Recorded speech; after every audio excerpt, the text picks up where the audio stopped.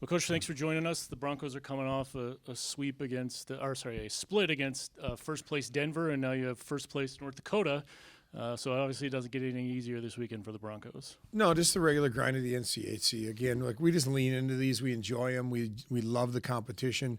Obviously, Denver's an elite hockey team. I think they're the best team in the country. And then, North Dakota's been doing nothing but winning hockey games. Their goalie's playing amazing hockey right now, and they lost Sanderson to the Olympic team, and their power play goes up to 42%. I can't explain it, but obviously they're playing real well.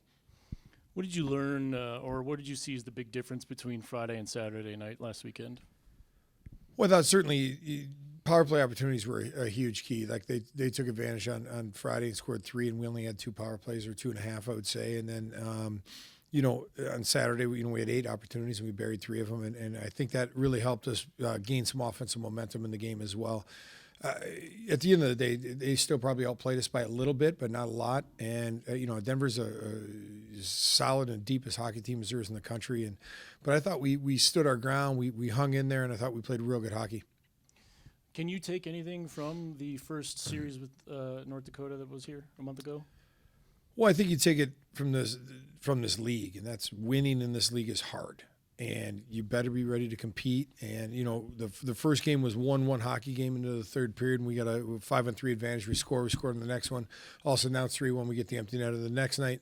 Really the only goal of the game was a shorthanded effort by Max Sasson, an incredible effort. So it's going to be tight man's hockey, and it's going to be hard-played hockey. A couple of those Denver guys could be in the NHL right now. They're really, really talented. But you guys hung with them both nights. You were right in the game. You hit 2 posts on Friday night. Otherwise, it's a different game. Well, there's no doubt. And, having said that, I think Ronnie Adder could be in the NHL right now too. So, and maybe Ethan Frank. So we have good players. We have lots of confidence in our players. And bring up NHLers. I mean, Jake Sanderson, if there's an NHLer in this league, that guy looks like he can step in and not just be in the NHL, but be a top player on his team in the NHL. What does that say about this league? I mean, there is no teams that can't go into a weekend thinking they can't win. No, it says that the league is deep. It's talented. Teams are well coached. They're organized. It's a great challenge every night, and it's fun to be a part of, and I'm sure it's fun to watch. All right, North Dakota, they play in a beautiful building. The place will be packed with 10,000 or more fans. What's it like playing at Ingolstadt Arena? Well, that building's a piece of artwork. Honestly, that's when you build a building with your imagination instead of a budget. That's what you get. You get a piece of artwork, and it is a beautiful building. And then the Sioux up there, the Fighting Hawks they're essentially the NHL team for the Dakotas. So people travel in. Every game they have is an event. It's a real fun place to play. It's an exciting atmosphere. Another tough travel situation for your team, but they've gotten used to this. It doesn't seem to bother them, the travel that comes up with this. We just get it done, Robin. You're on the trips. Like our guys, nothing faces these guys. We were 11 and a half, 12 hours in the bus to St. Lawrence. Nobody flinched. At least now we're going to fly to Minneapolis. We got a bus up from there. But the last thing this team's worried about is a little bit of tough travel here and there. We just get here, show up, and get to work every day. Your special teams are performing pretty well. Your power play and the penalty kill. Well, the penalty kill has been exceptional all year. And you can say there's a little blip against Denver, but really, Denver's power play is just that good. Sean Barron's up top is exceptional, and then, their flanks are dynamite. Really, a guy that probably goes underrated on their power play a little bit is Carter Mazur, and his net front presence and his ability to retrieve pucks and keep things alive just makes for a real tough combination to stop, for 2 full minutes. You mentioned Jake Sanderson, who's back from the Olympics. Who are some of the other players at North Dakota you have to be wary of? Well, Reese Gaber's as dangerous as any forward in this league, and then you go into their depth, and it's just you got Connor Ford, who's a really good player. You got it just kind of goes down the list of this guy's really good, this guy's really good. It just kind of keeps going down their roster. Great atmosphere against Denver here at Lawson Ice Arena, and you're back next weekend to play Miami, and then hopefully postseason. The fans can really make a difference, and it'd be great to have them back for those 2 weekends coming up. Well, it's a little tough timing for us, as you well know. That's our students' spring break, but we're hoping some are still around and they create a great atmosphere, and then hopefully get more people from town to come in and really fill in the building. Our atmosphere this year has been as good as there is in college hockey, or better, and it's been electric in here every single game, and we're going to expect a great crowd those last couple weekends as well. We got Cedric Fiedler coming up here in a minute. You've seen him now for 2 years. What kind of growth have you seen from him besides the mustache?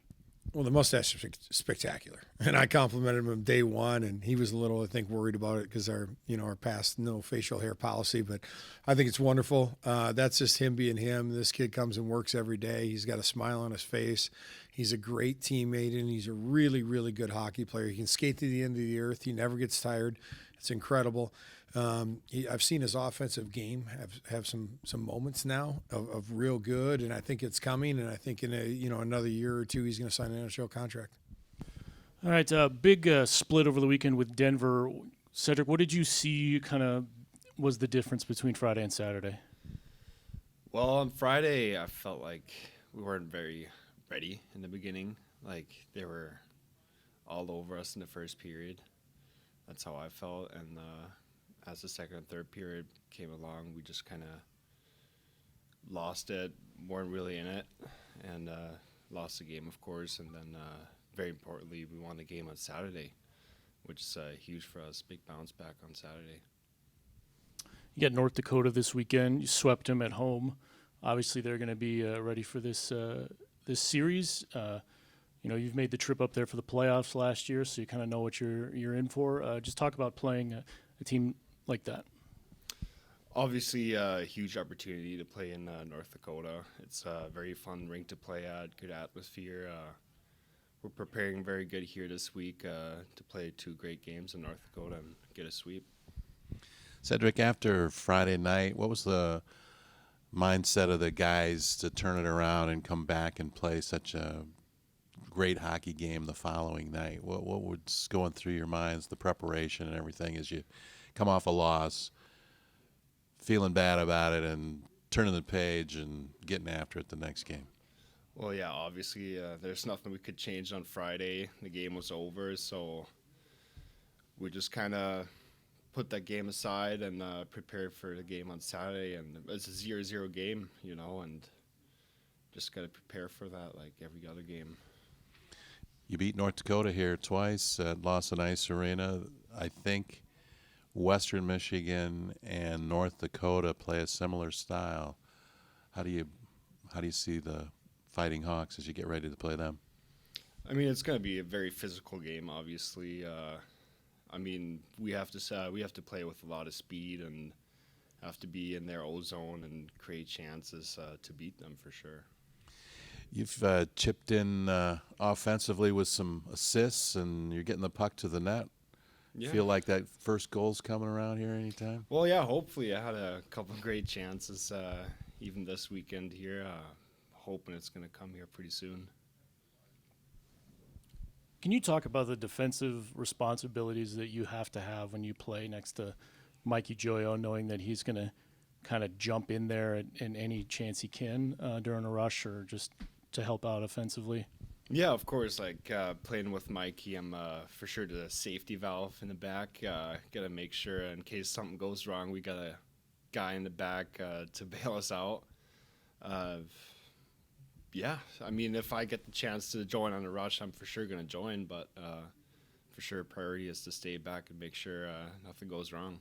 You guys have played together pretty much every game this season. Do you guys just kind of have a feel of when who's going to jump in and when to get back? Yeah, absolutely. I mean, when it really depends who's closer to the rush, and sometimes it's him, sometimes it's me, and the other guy just stays back and looks out for the other one. Cedric, talk about your upbringing and how you got started in hockey, and then how you ended up at Western Michigan. I was born in the U.S., so I played some hockey in Florida. Other than that, I just played in Switzerland growing up. Played all the U17, U20s, and then made the decision to come to the United States because I'm a dual citizen. So it wasn't very hard for me because of the foreign rule all the leagues have here. So I kind of took that chance and got into Fargo and played in Fargo for 2 years and got here to Western and don't regret it. Yeah.